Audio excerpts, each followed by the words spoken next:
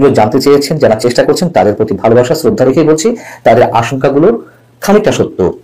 Threat এসেছে, ভয়ঙ্কর হুমকি এসেছে, মেরে ফেলার হুমকি পর্যন্ত এসেছে। কিন্তু কেন এই থ্রেট, কেন মেরে ফেলার কথা? আমাদের অন্যায়টা কি?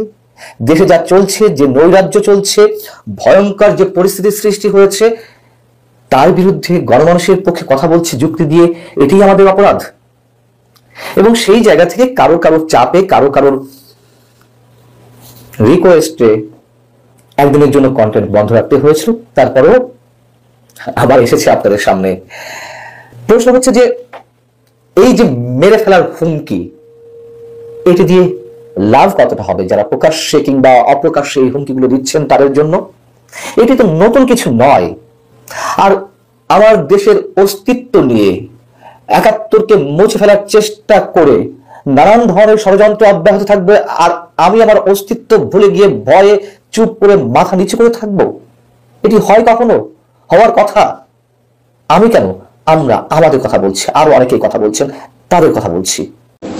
অনেকে নানাভাবে আমার সমালোচনা করছেন, একটু ভয় ভয় দেখাবার চেষ্টা করছেন। এসব করে কোনো লাভ নেই। অতীতে কেউ আমাকে থামাতে পারেনি, এখনো পারবেন না। হ্যাঁ, যদি আমি চাপ সামলাতে না পারি, আমি যে কাজ করি আমি সেটা করবো না। আমি তখন অন্য কাজ করবো, হয় দোকানদারি করবো, না হয় ঠেলা গাড়ি চালাবো, না হয় অন্য কিছু করবার চেষ্টা করব। দেশে না থাকতে দিলে হয়তো দেশের বাইরে চলে যাব, কিন্তু ফাইটটা আমি করব, ন্যায় কথাটা আমি বলবো। একজন জার্নালিস্ট হিসেবে, একজন থিঙ্ক ট্যাঙ্কের সঙ্গে সংশ্লিষ্ট ব্যক্তি হিসেবে আমার কাজ হচ্ছে চ্যালেঞ্জ করা প্রথাকে, প্রতিষ্ঠানকে, সরকারকে। এটাই আমার কাজ। মেরে ফেলবেন,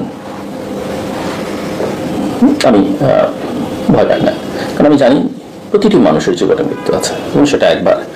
যারা বিশ্বাস করেন সৃষ্টিকর্তা, তারা জানেন যে এটা নির্ধারণ। ওইসব ভয় টয় দেখে খুব একটা লাভ নেই। এবং আমার মেন্টাল স্ট্রেংথ টু হাই। অনেকে মনে করতে পারে না, একটু ভয় টয় দেখে যতটা ঠান্ডা করে রাখা যায়, কোনো লাভ নেই।